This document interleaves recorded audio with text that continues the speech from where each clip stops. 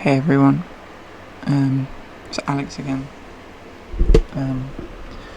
Today I wanted to do a video.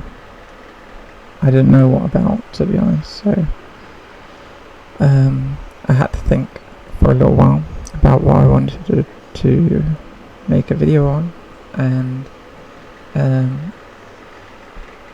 usually I'll have so much to talk about, and it took me a little while now to sort of like think of something that would be really enjoyable to talk about, especially in the context of like a ASMR video. So I thought about sorry for the audio. I thought about talking about dreams, because dreams for me is something that I'm like very constant with. Like, I always have a new dream, a new big idea, a new goal, I guess. So today I wanted to talk about something that I created the other day, and it's my vision board.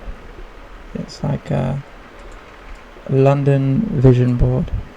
I currently live in France, and I love France. I do. It's a really nice part of my life, but I'm not sure about the longevity of my life here, or at least like in my mind, right? I'm very young. I'm only 26, so I'm not an older person. I would consider myself quite a young person, and I've spent quite a few years trying to make my life here work. However, I definitely feel like I'm missing out a lot on what really makes me me. Like, I'm a very energetic, very outgoing person, and I currently live in the middle of nowhere, which is good because I have my dogs and I work on myself a lot. Like, I go running and exercise and meal plan, and so in terms of it just being me against me, I enjoy that part of it. And the nature is unbelievably beautiful. The sun, the blue sky, the endless rolling hills, the beautiful trees, forests, sounds of nature. I wouldn't change it for the world, and my experience here has been very enjoyable. But as I said, I'm a dreamer, and coming from the UK, I had always wanted to live in London, and always wanted to have been a Londoner, or have earned the title of being a Londoner at some point of my life, which may sound a little bit silly. I don't know if that does sound silly, but for me it's a very reasonable dream, because I guess when I was growing up, I always wanted to be like, I want to move to Japan or go to America. And if America wasn't crazy, and I probably still would want to go there. But now I think, maintaining, after not being in the UK for better half of a decade, I've wanted to go back and relive some of my dreams that I had growing up when I was younger, and London is one of them. I know the current account 1 billion is a little bit of a big goal, but just a large amount in the bank account, I think, is something that we all would love. I wouldn't need a £1 billion in my life. There's no way I'd even use that much money. But 10 million, now that's interesting. I've always loved these like London townhouses, like these old Victorian houses with the beautiful like staircases. You can see there's like the outsides of all the townhouses. I'm especially a big fan of these curved windows. So I don't know if you can see my mouse, but I'm sure I'll find out. But in the center and off to the side and down in the bottom middle, there's the curved fronts. So they have the initial flat face, and then the curved sort of like the bottom in the middle underneath the underground setting. That is my ideal sort of looking house, whereas like many rooms stacked from bottom to top, with the beautiful staircase, the beautiful old staircase inside all the way up to the top floor, with the rounded windows on the bedrooms. And that's my idea of perfect, really. But all of these houses are probably millions of pounds, which is crazy to think. But yeah, I think it's not a bad dream to have, at least, because there are so many of them. I think it's an achievable dream. The others, so we've got Leicester Square over on the right, the Burger King at Leicester Square. That's just a part of my memory, really. I always remember that Burger King for some reason. Maybe it was because I was a little tubby kid when I was younger, and I went in there. We go to the Odeon in London. I think that's Portobello Road Market, but by the underpass, the overpass. Because if you go to Notting Hill Carnival, when you're walking through Notting Hill Carnival, you come across some really, really nice food markets, in and around Ladbroke Grove and Portobello Road, and they stick out in my mind so much. And just having that on the vision board is something I would like to attend more often. I've been to Notting Hill Carnival I think 3 times in my life, twice when I was a lot younger, and then the last one before COVID. And it was every time has been such a fun experience. So I've got the brick wall with the art project right now at Portobello Road as well. That brick wall in the one next to the Beaver Town pint and the Backy. I don't encourage smoking, but it's definitely something that I think is an integral part to British pub life, or at least it is in my mind. I guess it's not, and I would never judge anybody for not smoking. I respect that, but I think me as a person, something about a rollie and a pint just really really sticks to. But yeah, that brick wall with which currently has the artwork on it is so memorable in my mind, because you walk along the curved brick wall all the way up to Portobello Road, and it's just so memorable, at least for me. That pizza in the bottom is a vegan pizza, because I am a dirty vegan, but it's one of the things that I love about London as well. It's just the variety of food choices and the amount of diets that are met in London. And I think London is probably by far the best vegan city in the UK. And I can't wait to eat there more often. Even if I don't get the opportunity to call myself a Londoner, I would love to explore and at least eat some of the nice restaurants that are there currently. I'll be going back to England at some point this year, but I don't know if it's for because I can only leave France for 6 months without putting my residency in jeopardy. So I don't know if I'll go back for a long time, or if I will just go back for an amount of time, at least to start with. I've got lots of other ideas of what's going to happen over the next year, so I don't know. Obviously we have I don't know where that Amy Winehouse mural is, but I assume it's probably near Notting Hill, because I think a lot of these photos, that's the overpass that's right where the tube station is at Ladbroke Grove, and then I don't know where the flag is either, but I imagine it's North London. I have no idea though. But the one that I love dearly is also Chinatown in Soho. And my God, Soho I think is a real part of my vision of London, and I think it is because of how popular it is for tourists and how busy it is, and I just have such clear memories of that area. It's a really really quite a beautiful part of any city I've been to be honest, Soho. It feels like,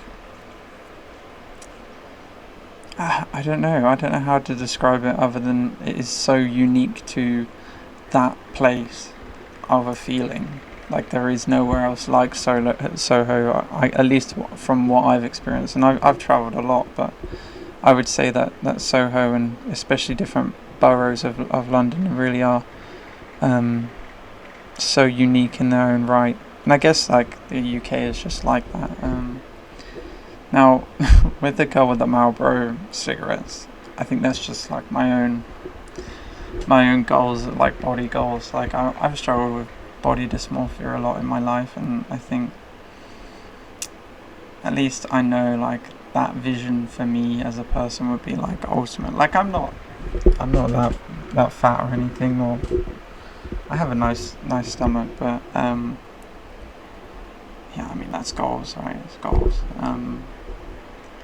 And then the park with the gates. This is like I'll talk specifically about a dream that I had, which like led to this whole idea of creating this vision board in the first place. Was I had a dream that I owned a house like this, like the one in the bottom, with the rounded fronts, and I was walking out the front with my Australian Shepherd. I don't have one. I've got 2 cockapoos right now, but I imagine in this future version of me, I have an Australian Shepherd, an Australian Sheepdog, which is like my favourite dog.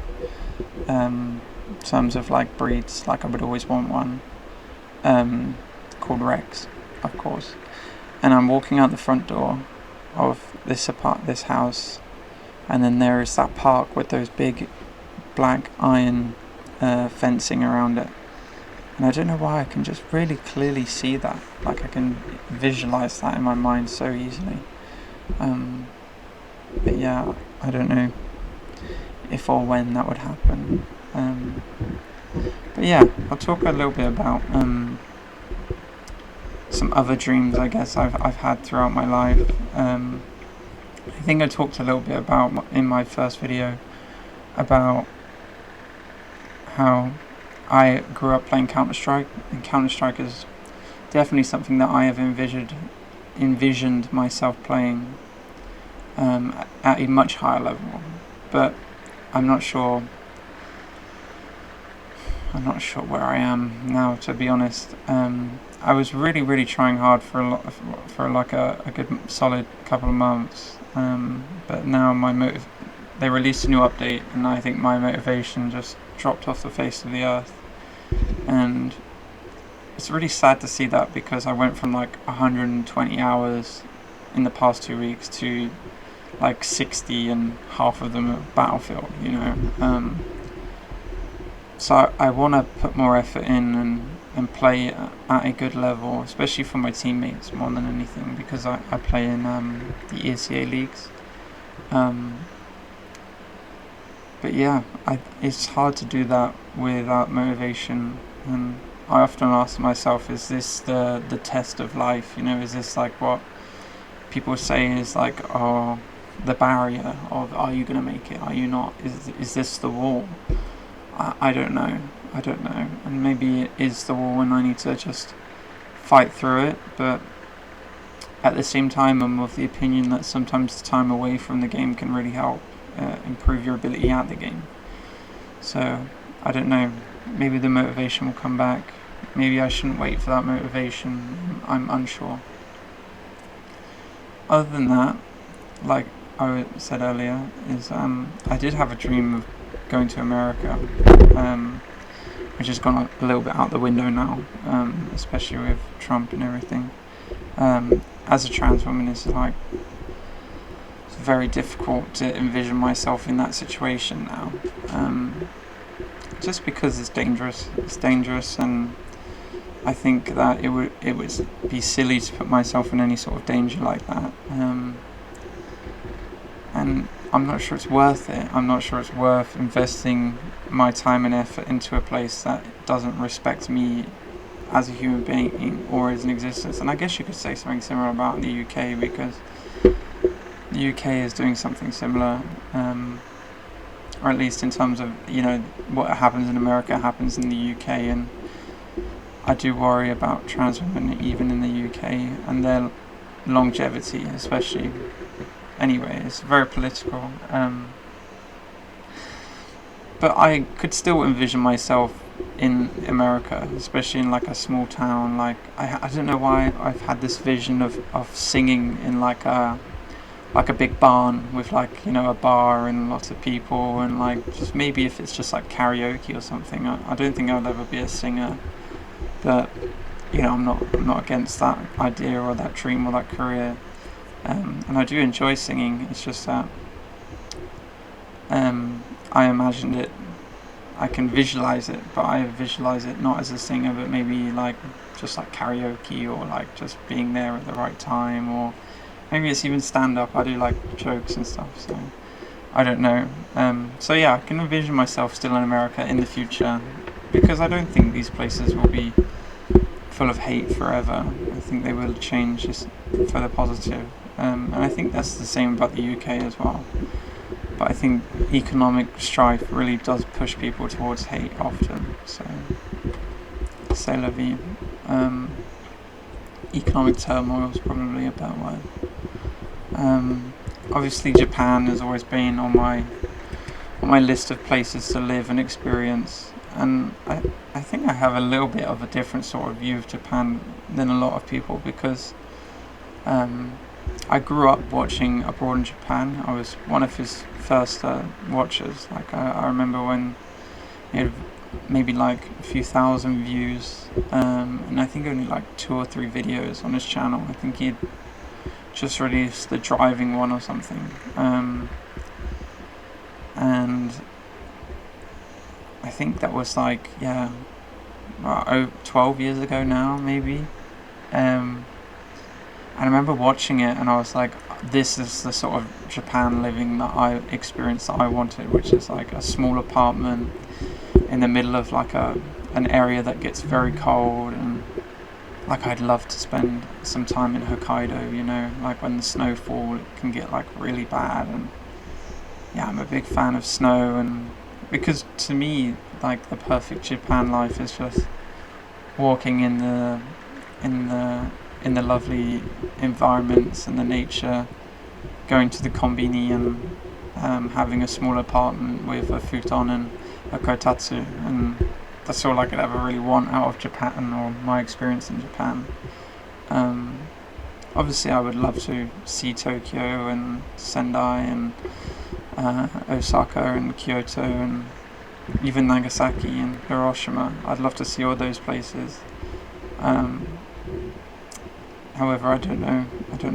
I think Osaka is probably the one that I would genuinely have the best time experiencing. But I've never been, and maybe I will one day. I don't know. Yeah. Other dreams than that is I've always wanted to live in Paris, and if I could transition to there easily in France, I think I would. I think if that was an option on the table for me right now, I would go to Paris, and I would experience Paris over maybe even London. But I just don't see it as an option in my life currently. I do speak French, like je parle beaucoup. I think I just haven't made that route into French living, or I haven't found the French friends that I would really sort of needed to develop myself in this area, or at least develop myself in France.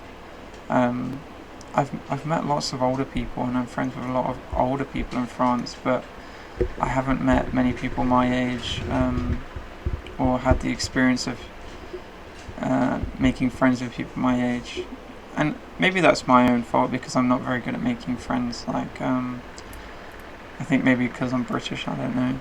And it's really funny because I can chat for England. Like, I've made friends in Paris, which is the really funny part. But again, they're not my age. They're all slightly like older than me. I love them dearly, the friends that I've made in Paris. But yeah, I don't know. Maybe I'm just a bit of a scary person. yeah, I don't know, but I could always see myself living in Paris in a small apartment in the Haussmann era, Haussmann era buildings. Yeah, reading the book Parisians really by what's it there? Gray and Rob. It's a really really good book, and it really did a lot for my sort of imagination in Paris.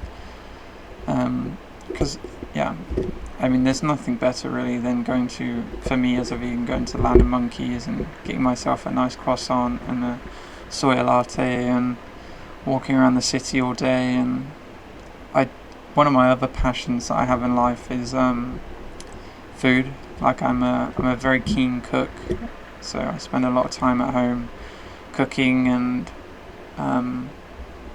making stuff. I've tried to make sourdough recently because I'm not a baker. I'm very much a cooker. Like I can make anything. Like I'll make like tofu karage. I'll make which is actually very very simple and straightforward. But yeah, like yesterday I made my own mayo from scratch to have with like some oven baked potatoes, courgettes, and chickpeas, which I like covered in like a nice like thick amount of like curry seasoning, like, and it was so lovely. It was like a really nice like well seasoned with a light mayonnaise to go with it, and it was like so nice. Mayonnaise is literally just oil, so you can make it really simply. But yeah, I've never been much of a baker, so I've tried to make my own sourdough starter, but it was going well for a few days, but it's sort of gone flat now. So that makes me a little bit sad that maybe the yeast has died, or I've done something that is like sort of reverted from the progress that it made, which is a little bit sad because I've been waiting for like a week to be able to use it, and it's gone flat. So I don't know. I have to do some research on that. But like I said, I'm not much of a baker. I'm very much more of a cook. But yeah. I feel like I'm just rambling now, so I'll love and leave you guys. I'm sorry about sound quality and stuff. I don't know. Let me know if it's good or not. But yeah, thank you. Bye.